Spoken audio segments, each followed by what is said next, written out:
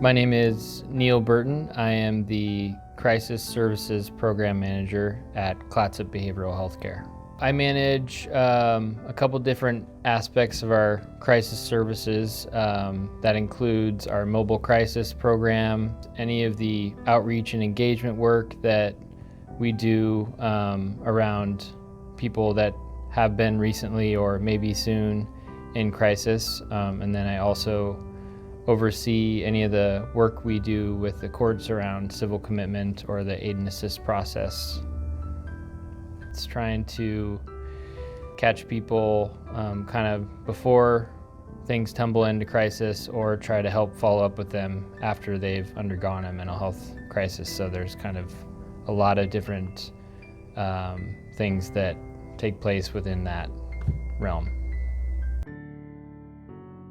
Generally, we define a mental illness as someone having a problem that the origin can be biological, it can be environmental, it can be a relational problem, but it's causing the person to have disturbances in their behavior, their thoughts, their mood, and it's causing them significant distress, or it's impairing their ability to function in their daily life, such as like their social life or their work.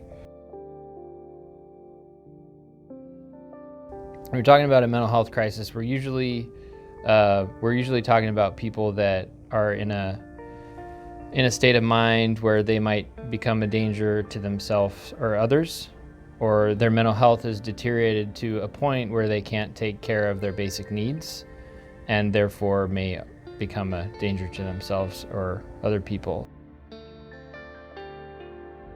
These are folks who are many times experiencing thoughts of suicide or engaging in self-harm or suicidal behaviors. These are also folks that are having thoughts about wanting to hurt other people, or actually planning or attempting or trying to hurt other people because of the mental illness. In the same right, crisis might emerge if someone is unable to take care of themselves, unable to find everything we think of as a person's basic needs. So any of those kind of situations are what we might describe as a mental health crisis. And the idea of mobile crisis is that we are able to go out in the community anywhere a crisis is happening and try to respond and intervene in that situation before it gets worse, or before someone, or try to divert someone from ending up in the hospital or in a jail.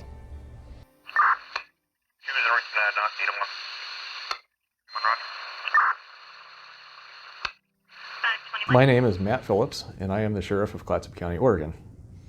The role of law enforcement in the community is to promote public safety through the prevention, detection, and investigation of crimes, and to uphold the rule of law.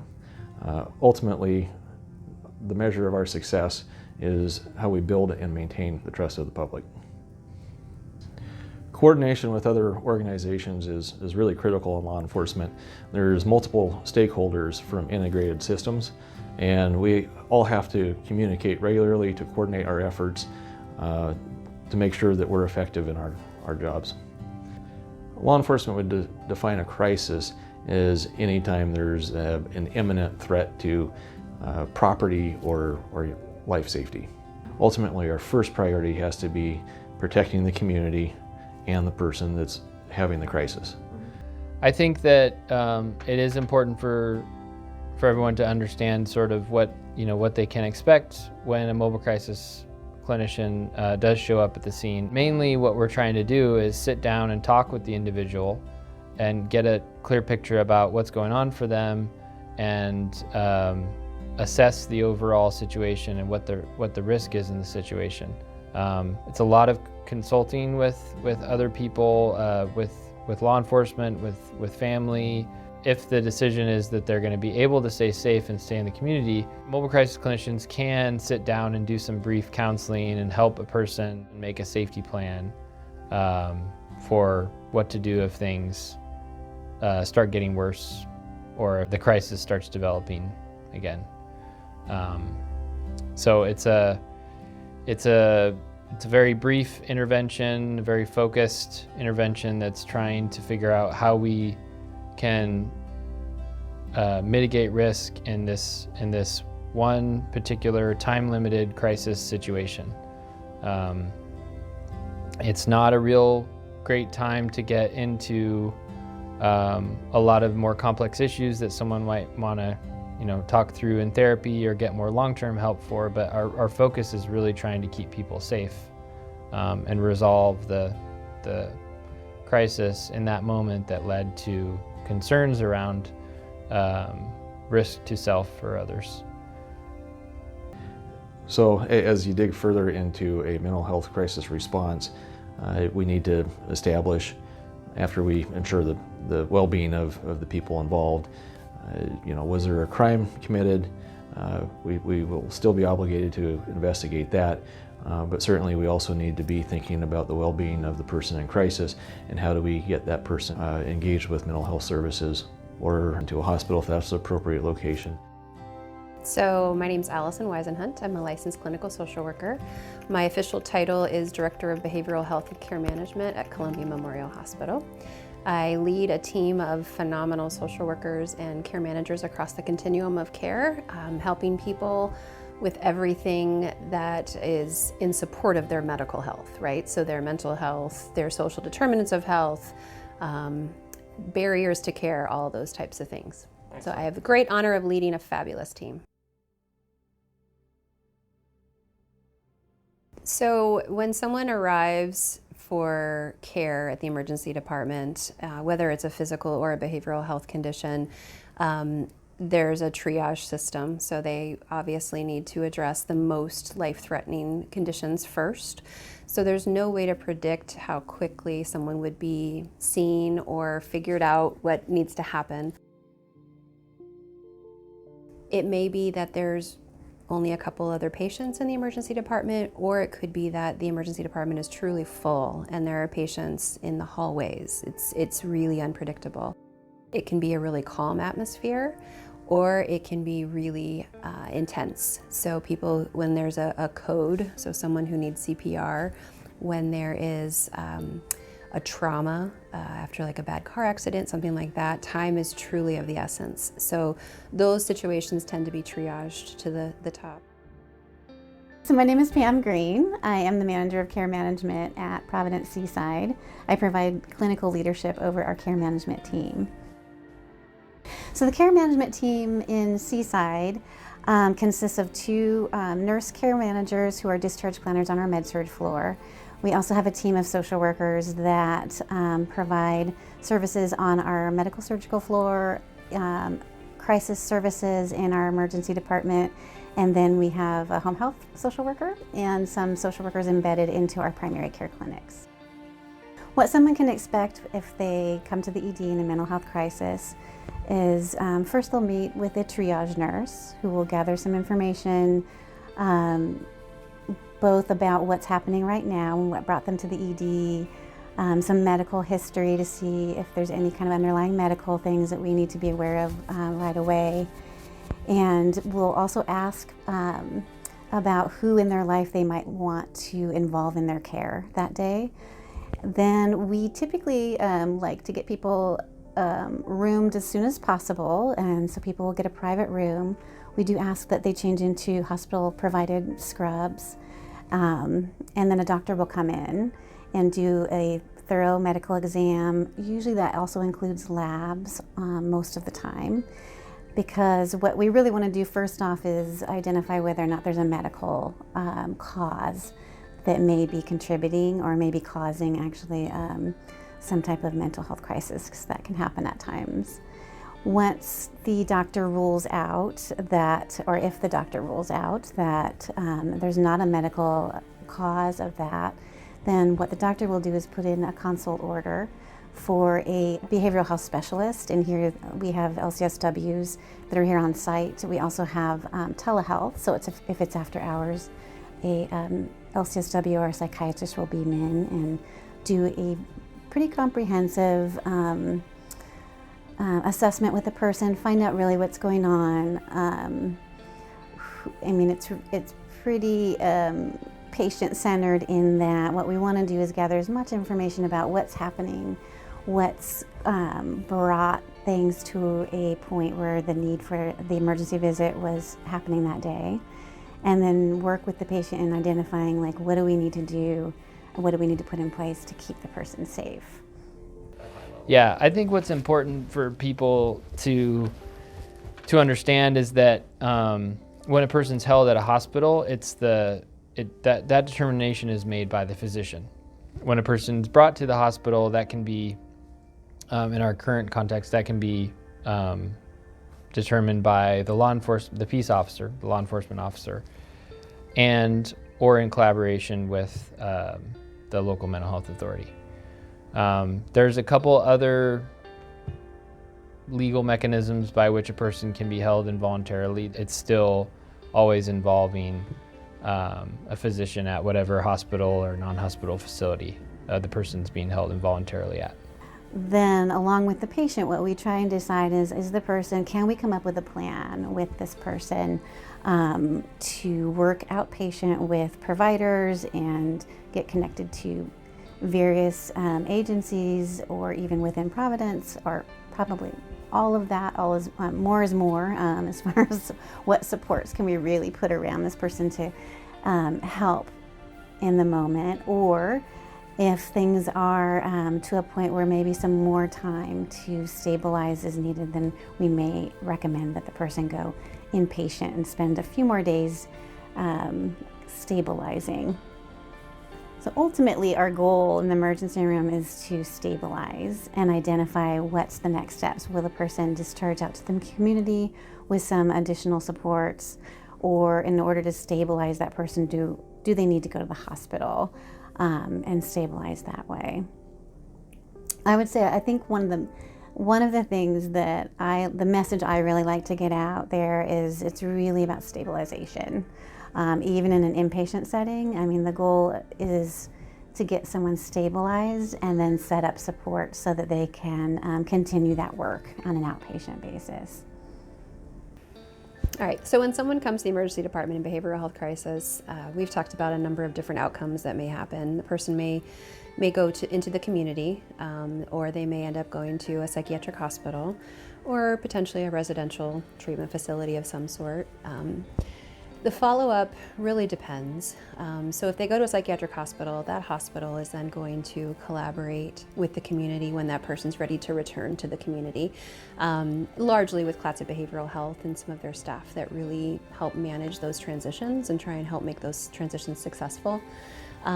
If it's someone that we have discharged back into the community, we always set a follow-up plan with them before they leave. And if it's a precarious plan, we will have the caveat of, if this doesn't work or you don't answer, I will ask the police to come do a welfare check, or I'm going to ask this neighbor that you've listed to come check on you. So the social work team tries to do a follow-up phone call at minimum within 24 to 48 hours after being discharged from the emergency department after a behavioral health crisis. We attempt multiple times if we can't get a hold of somebody. And then there are other times where we will have follow-up be with other agencies, right? So we may call Clatsop Behavioral Health and say, hey, we've been trying to track them down, just want to make sure you were able to get in touch with them to schedule that appointment. Or, we have social workers in our primary care, so we oftentimes are trying to get patients linked to them as well. So that may be part of what that follow-up looks like. It really is very individualized to what is going to work for that patient and what's within our means of being able to provide.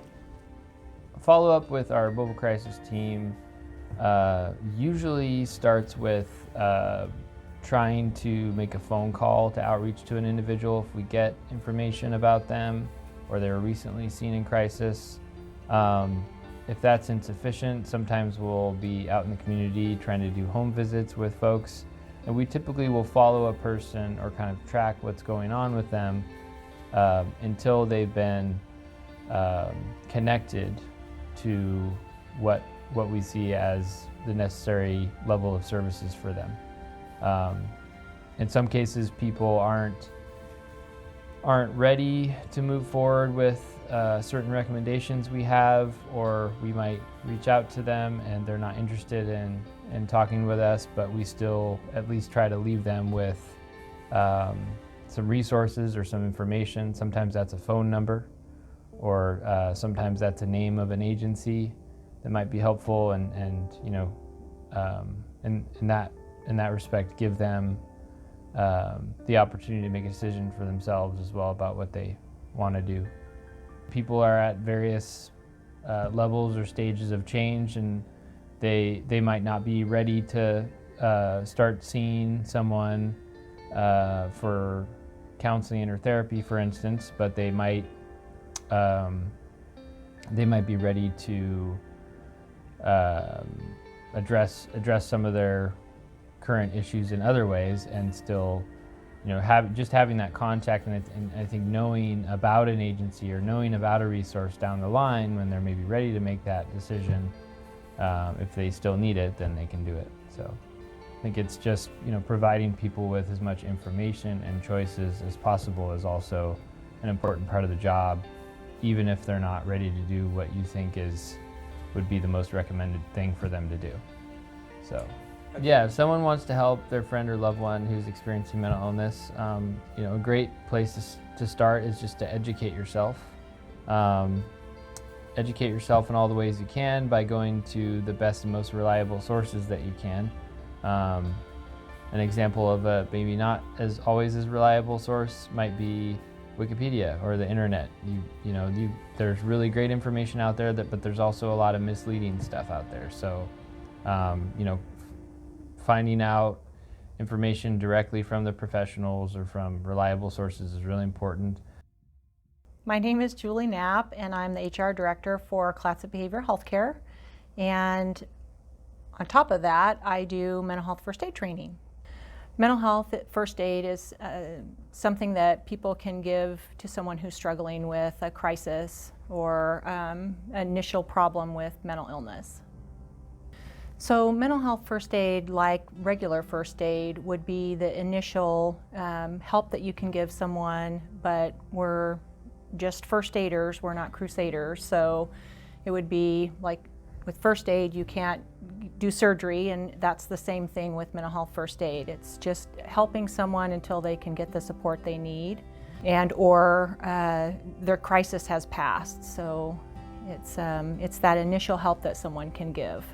So with mental health first aid, you're doing a variety of things, like listening maybe to someone, just hearing them.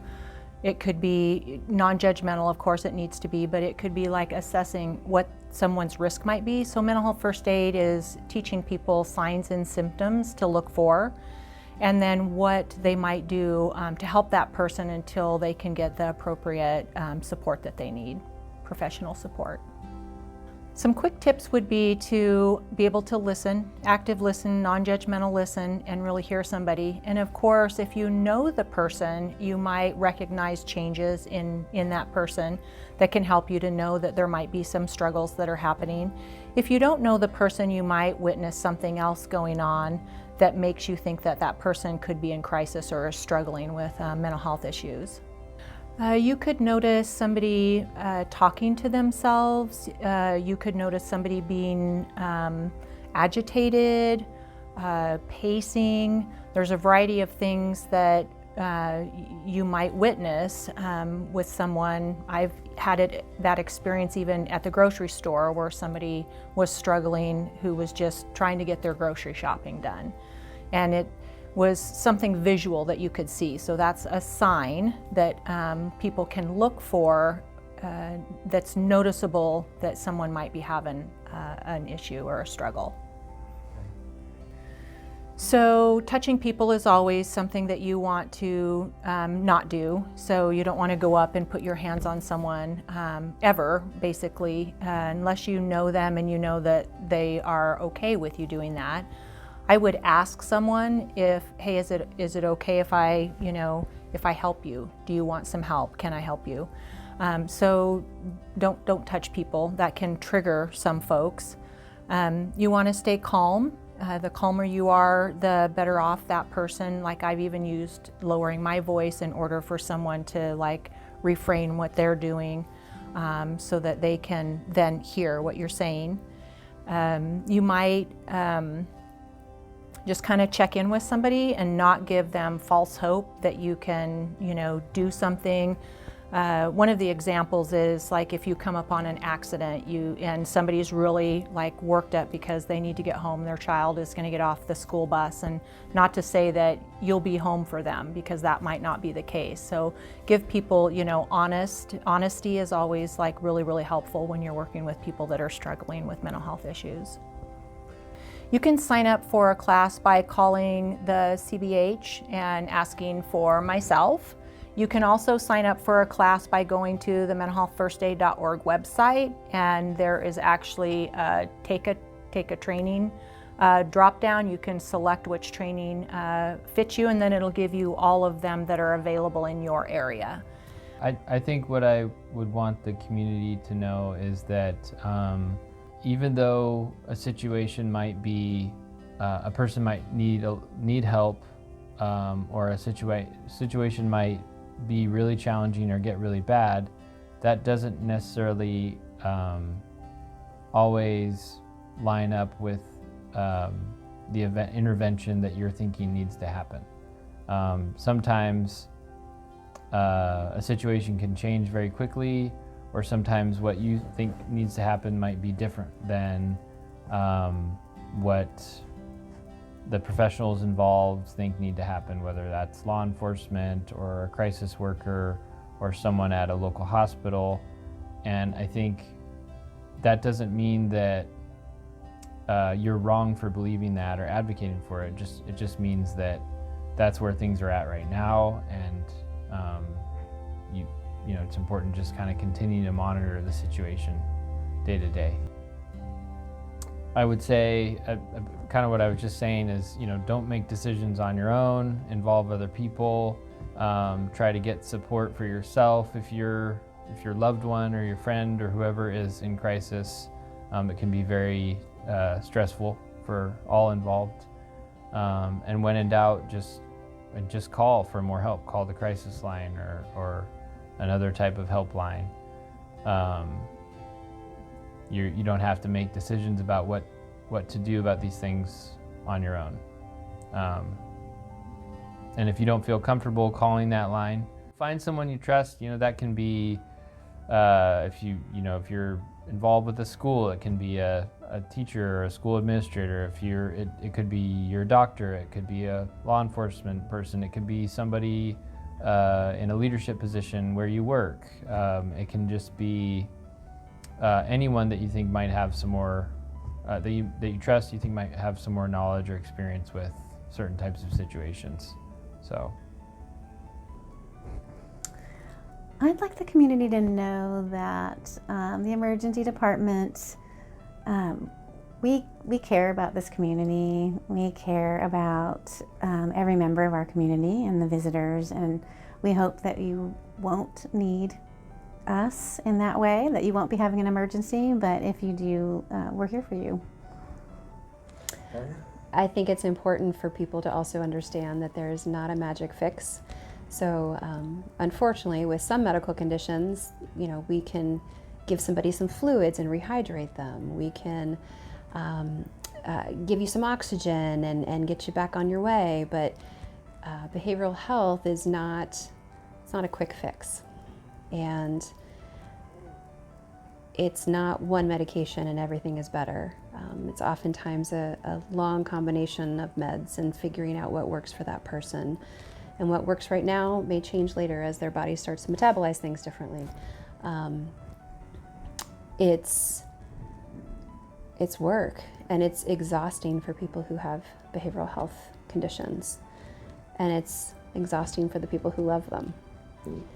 But I really want the community to hear that it's okay if you're not okay. Like, we are here for you, and you don't have to wait for it to be a crisis.